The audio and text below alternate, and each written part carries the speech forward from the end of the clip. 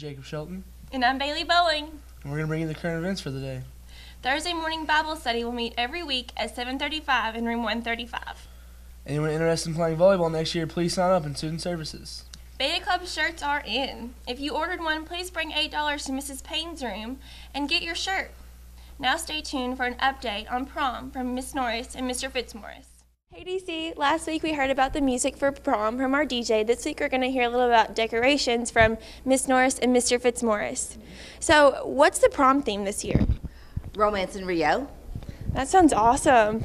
Okay, so what's going to make 2013's prom different from any other prom?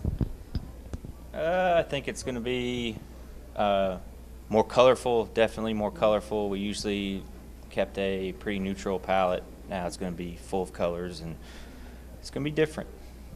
So what can we expect when we get there? Well, the entrance is going to be a fairly large mast that you're going to walk under. It's going to be decorated with glitter.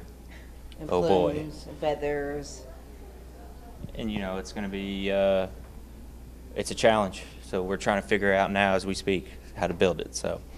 That sounds like it's going to be really cool. Okay, so you know a lot about what we're going to see and what we're going to do when we get there.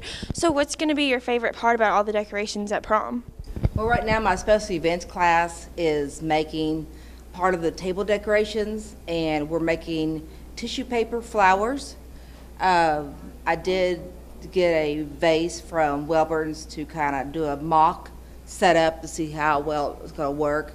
And so we are going to put some the paper flowers around the top of the tall vase. It's going to be about a 20-inch vase.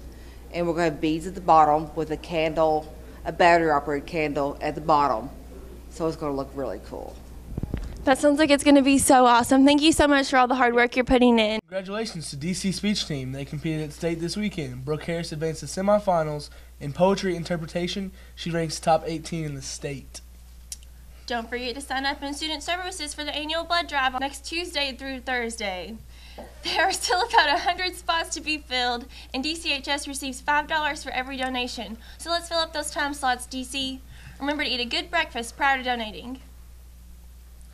If you're a part of the tablet pilot program at Ms. Grimsley Mounts or Ms. Hedden's class, please check your email for a very important survey that needs to be completed today.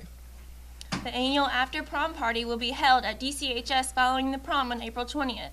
All junior and senior students are invited, whether they attended prom or not, free of cost. Students must register for the after prom party. Forms can be picked up in the front office or are available online on DC's website. Forms are due by lunch on April 10th to guarantee a t-shirt. There will be many new fun games this year, and over $5,000 in cash and prizes will be given away. Attention NHS members, don't forget to see Dr. Gunner or Miss Hagan this coming Monday to order your honor stole. Turn in your NHS scholarship application and turn in your intent to run for office form. All of those are due Monday, March 25th. Thanks to all the FBLA members who competed in the Future Business Leaders of America Regional Conference at KWC on Friday. Congratulations to the following students. Austin Howard finished third place in business calculations. Lucas Hartgroven, this guy, finished third in marketing. These students will go on to complete state FBLA conference in Louisville in April. Good luck, guys. As you may know, each year DCHS holds a Lifesavers Week in memory of Megan Miller. Most of you probably don't know or remember her, but it's important to the school to spread the message of driving safely. Here's a short video about the purpose of this week and remind us how it is important to drive safely. Here with a couple of students with Lifesavers and Deputy Whitford, the sponsor of Lifesavers, and we're going to discuss little topics on Lifesavers and the meaning and purpose of it. Can y'all give me the purpose of Lifesavers? The purpose of Lifesavers is really just to get Megan's story out there and to share the importance of seatbelt safety and distracted driving, like texting and driving and drinking and driving and stuff like that. And could you give me the meaning of this week and why it's so important? This week marks almost 7 years that Megan Miller has been gone. She was in a crash and did not wear her seatbelt, so the purpose of this week is to promote seatbelt safety and to get you to wear your seatbelts. Okay, thank you. And could you discuss some on There's a, what is it, SMART? SMART, that's the other component from the Lifesavers. We combined SMART and Lifesavers this year.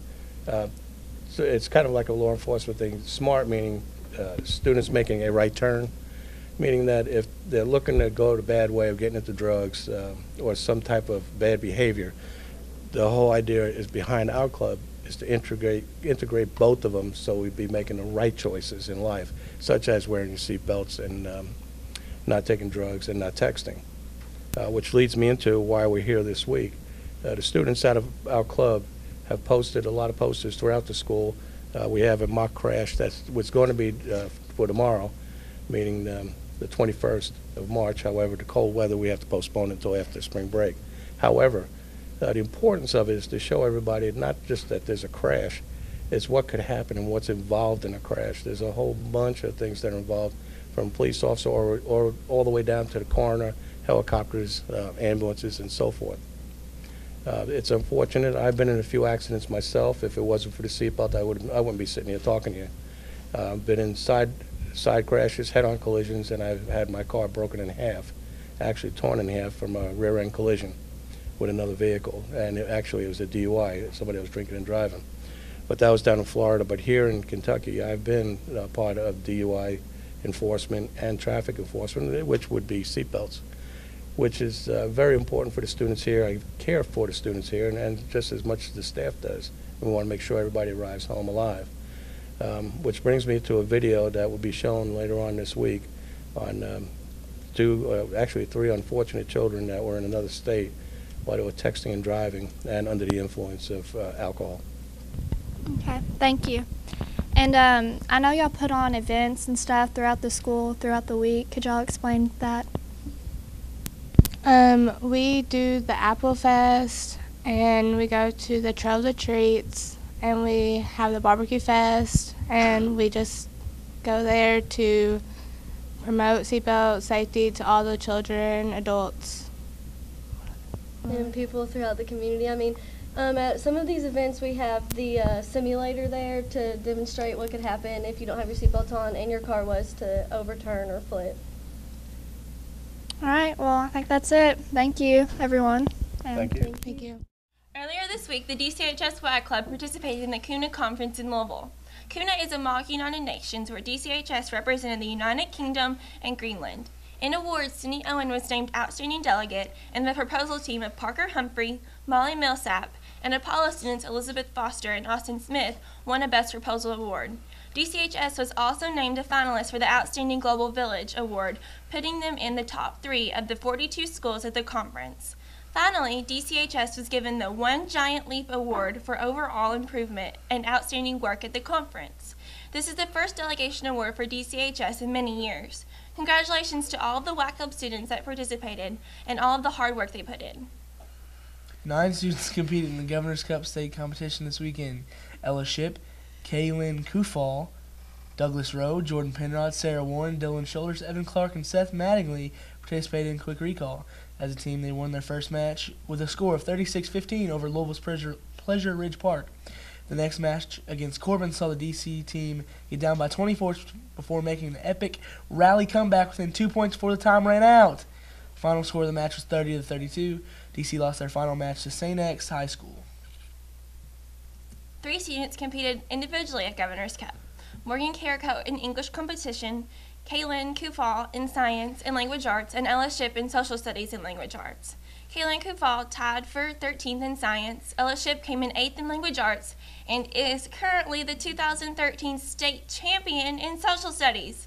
Although the DCHS academic team has sent at least one team to compete at state at competition every year since 1986, Ella is the first Governor's Cup champion in school history. Good job, Ella.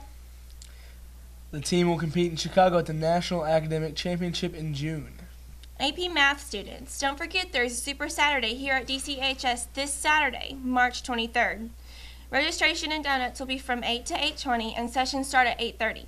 See Mr. Hayden if you have any questions. FCCLA members need to turn in their teacher permission forms to Miss Selby or Miss Swihart by today. Yearbook applications for the 2013-2014 school year are now available in room 130. If you requested yearbook on your schedule, you must fill out an application. Applications are due on or before March 26th to room 130. Do you have that diamond doggy sparkle? Are you more than the man's best friend? Do you have what it takes to be crowned this year's top dog? DC Renaissance presents the 2013 Miss Bow Wow Beauty Pageant. Each DC club or organization may sponsor one male student to compete for Best in Show in this hilarious male beauty pageant. The contestant with the most points at the end of the night will be crowned Miss Bow Wow Beauty 2013. Get your bow chicka wow wow on. Well, this is us saying goodbye. Goodbye. See ya. See you next week. I have to have the last word.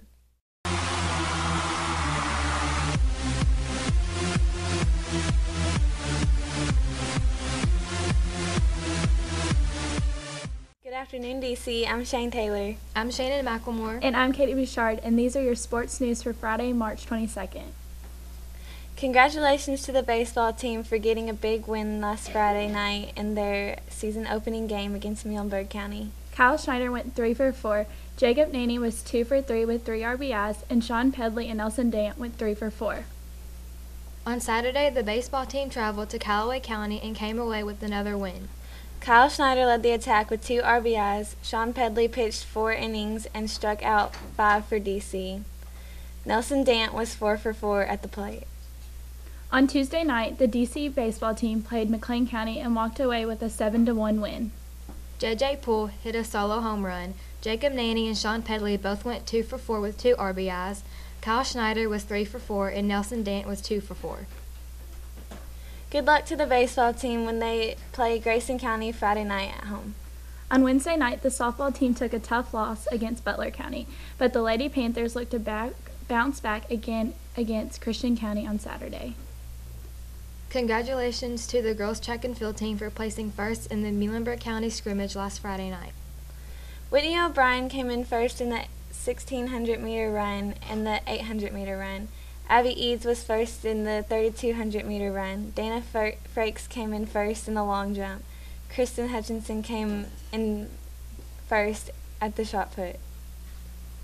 Good luck to the boys and girls track team on Saturday at the Henderson County Invitational.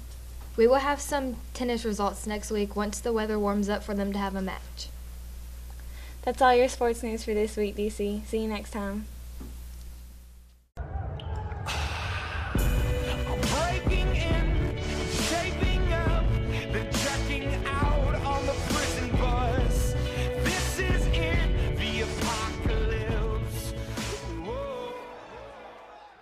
DC, this week on Student Life, we're going around asking students trick questions. Some months have 31 days and some months have 30. How many have 28? 1. All of them have 28. Yeah. Does Great Britain have a 4th of July? Yes. No? Which one is it? Yes. Are you sure? Yes. Yeah, good job. What goes up and never comes down? An airplane? Oh, wait, I don't know.